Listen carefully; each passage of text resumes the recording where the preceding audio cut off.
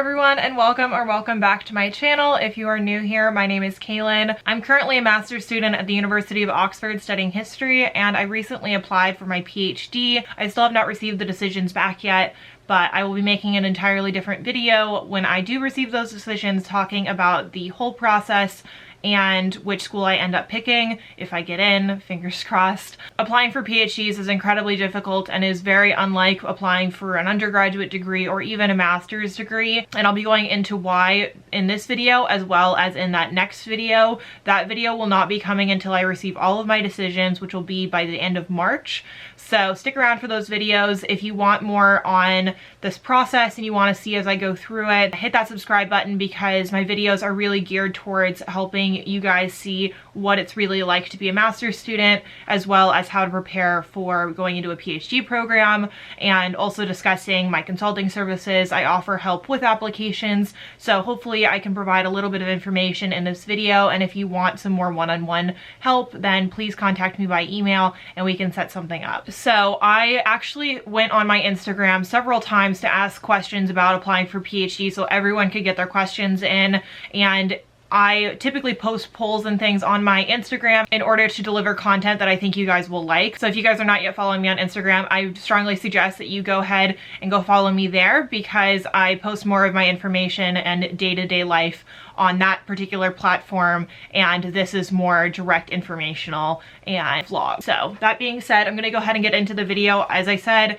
I polled some questions 3 different times, and so I have quite a bit to go over, and we're gonna go ahead and get right into it. Also, one quick disclaimer, this is my experience. This is me applying for a PhD in history, and my path to a PhD may not look like yours. We are all different people. We all have different strengths and weaknesses, and we all find our way in the end. So this is just my way of doing it. This is how my experience has been so far, and I will be going more in depth into this experience over the coming months and the coming years. But my research is something I'm incredibly passionate about, and applying for a PhD is not something to be taken lightly. I have spent years thinking about this and have deliberated on whether this was right for me, and in the end I have a gut feeling that this is what I am meant to do.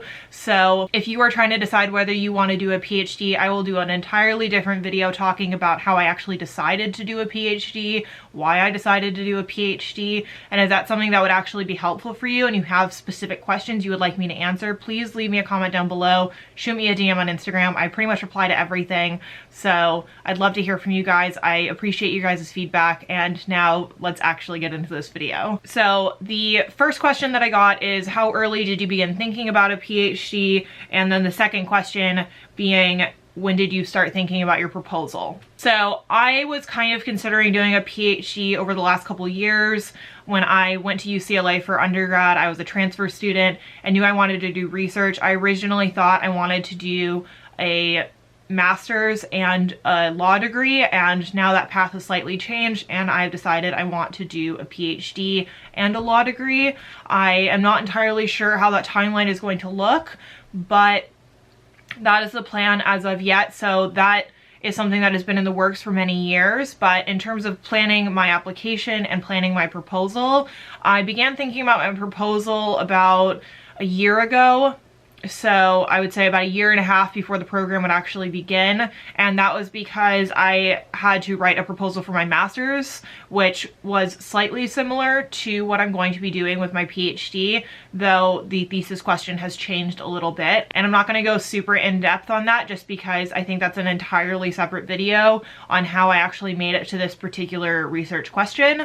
But overall, I began thinking about the proposal about a year ago. That's not necessarily representative of everyone though, and I want to make that very clear. I'm somebody that has had research questions written out on my computer for years, ever since community college, and things that I really want to explore, and those things have evolved over time into the research questions I wish to pursue today. I also have friends that are applying for PhDs, and I think they're as qualified, if not more qualified than I am. Their particular research question is not as fleshed out, and the reason I think that they are still going to be incredibly successful is because in the interviews that I have had, in informational interviews with potential advisors and discussing the PhD with my mentors, is that your research question is likely going to change over time. That's just how research goes. It happens during your master's program, your undergraduate thesis, whatever it is.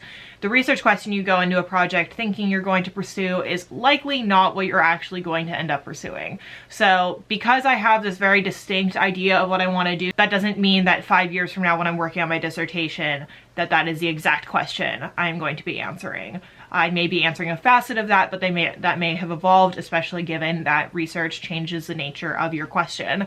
So that all being said, although I began thinking about it about 1.5 years ago, it has evolved, and you don't have to worry specifically about the timeline, in that you shouldn't stress too much if you don't have a super narrow idea of what it is you want to study. By the time you're actually writing that proposal, you should have an idea, and you should have some sources, and you should have fleshed it out.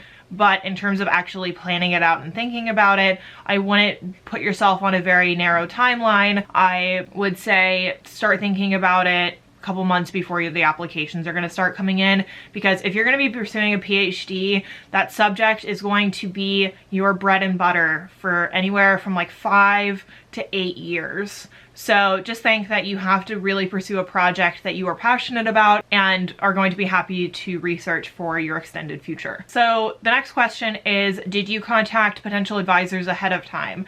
And yes, I did. So in total, I think I sent over 50 emails to different faculty members, different graduate students, asking for information and for assistance. And I ended up having around 30 interviews total.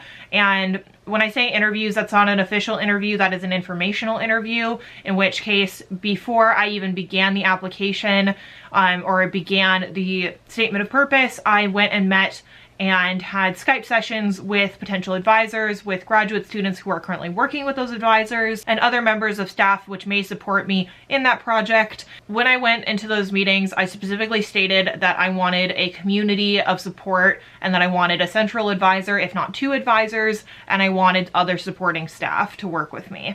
And that was something that really did narrow which programs I ended up applying to, because for me, I wanted a program that had the history department, but that was deeply connected with African and African American studies, as well as gender studies.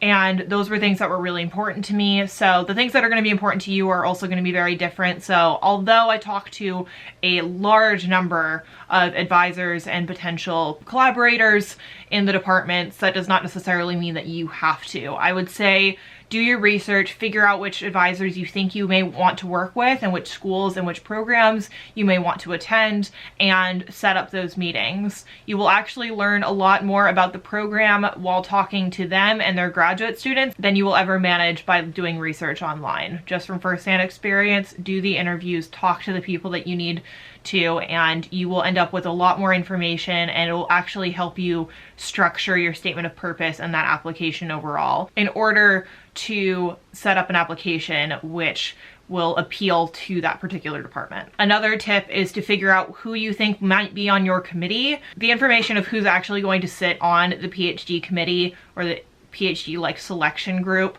is entirely shielded from the public. You're not going to know. So for example, if you were going in for, say, European history, or your subject is in the field of European history, then you would go look at all the historians within that department that are somewhat related to European history, or their own research has a facet in that subject, because they are likely going to be selected to be on that committee. You can't really figure out exactly who's going to be on that committee, but just to get a general idea, you want to feel out who is going to be on that committee and figure out what it is they are looking for. If you guys want another video on the actual interview process, I learned a lot while I was doing the interviews. I ended up interviewing with one school with 3 different professors, 3 different graduate students, actually no, 4 different graduate students.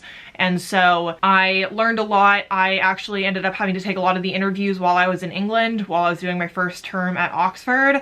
So, and if you've been watching my vlogs for a little while, you may remember some days where I said I had to go do an interview for PhDs. So if that's something that would be helpful to you guys, I can go more in depth, but just leave me a comment down below. I would appreciate any feedback, as I said before. Okay, so somebody asked, am I applying to programs in the US, the UK, or elsewhere?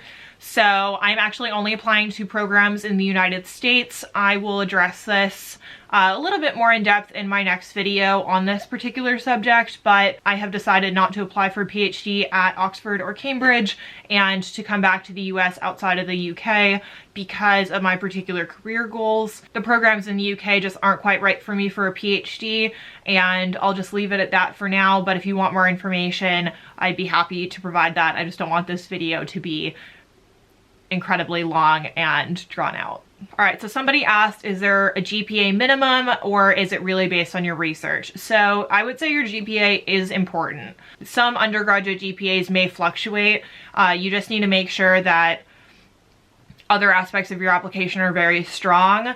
I would say overall, you need a high GPA. You need to show diligence and hard work and success in your field already, and you need to demonstrate that you've done research before. So research experience is pretty much entirely necessary, especially in the field of humanities where you're going to be submitting a writing sample. I can't say this particularly for the sciences because I honestly just don't know. If that's information you guys would like, I can contact other people. I actually have a consulting service where I consult out if there's information where I may be a little lacking. I'm better suited for addressing questions on the humanities side, but if you are somebody in STEM and you would like information about PhDs, I can connect you with the right people if that is something that would be helpful to you. I would say overall, there's not a minimum GPA unless stated. None of the schools that I applied to had a minimum GPA, but when I did apply for Oxford for my master's, there was. I believe it was a minimum 3.5, which was not too bad, but if you're applying for a PhD, you need to show that you are an excellent student, that you have research experience, and that you're going to be able to handle the rigor of a PhD program. Okay, somebody asked, has your approach changed during the PhD application process versus when you're applying for your master's? So yes and no. I would say the components are relatively the same. The only thing was that I did have to take the GRE. In terms of difference, I would say that my statement of purpose has a lot more information for my PhD applications because obviously I completed my thesis for undergrad. I have other research experience. I'm now in a master's program. I need to explain why I decided to go to Oxford, why I decided to leave the United States for a master's, because that looks slightly strange on an application. Not that it's not a negative thing, but you do have to explain why it is you felt the need to go get a master's in a time when you don't need a master's to go to a PhD program. So I would say my statement of purpose was a little bit longer or a little bit meatier just because I had to pack a lot of information in, and I would say it was also a lot more specific. When I applied for my master's, I did have an idea of my research project, and that's relatively close to where I'm going with it now, but with my PhD, because I have this information, I've done a bit of research already, I needed to narrow it down even more and demonstrate that the research question that I went into Oxford with is evolving. So overall, I'd say the approach wasn't terribly different, besides, in addition to that, contacting advisors, because when I applied for my master's, I did email potential supervisors, but was not technically supposed to. I know at Oxford you're not supposed to contact potential master's supervisors, but you are allowed to contact potential PhD advisors. It's kind of confusing and a little complicated, but I can actually do a video comparing the two if that's something that helps you guys. I can do a video on my master's application process because obviously I know the results of that. It was successful. I did get into Oxford. So that all being said, if that's something that would be helpful for you guys, just leave me a comment and I will happily film that for you. So another question that I received was, do you need work experience? So I would say you don't need work experience, but I would say it's a positive thing to have. The reason being that if you're applying for a PhD, it should not seem as though this was your backup plan. You weren't quite ready to go out into the working world, so you decided, oh, I'll just stay in school. That's not how you want to present yourself in your application, and that's also not a good enough reason to do a PhD. Applying for a PhD and actually completing a PhD is incredibly rigorous, and it is something that you really need to commit to wholeheartedly, and it needs to be something that you really love because it is going to be some of the most challenging years of your life.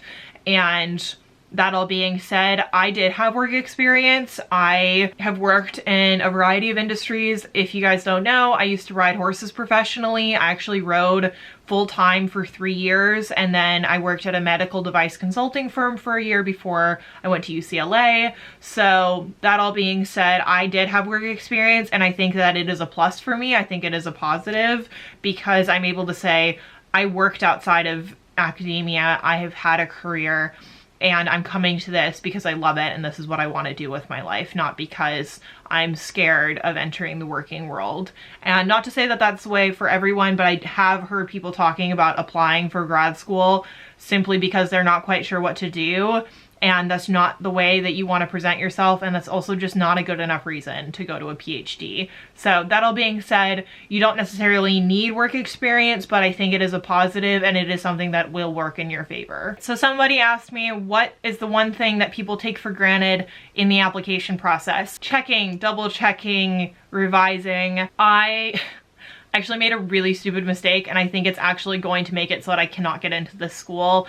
I accidentally left a header from a previous school's statement of purpose on the top of an application for a different school, probably its most competitive school. So I had accidentally submitted it before I noticed, because it was the statement meant for that school, but it had the header from the other school.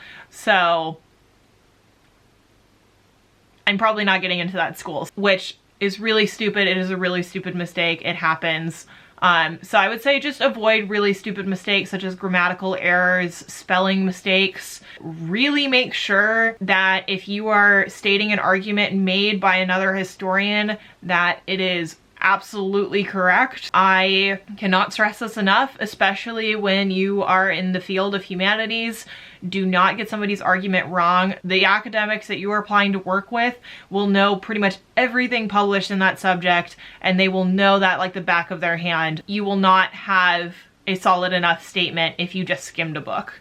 You need to have read the sources and you need to know them very well before you go ahead and make a statement, say in your statement of purpose. I would just be careful about that. That is not something that I've had an issue with. I have seen and heard that it has been done in the past. And then lastly, people have asked, where did I apply?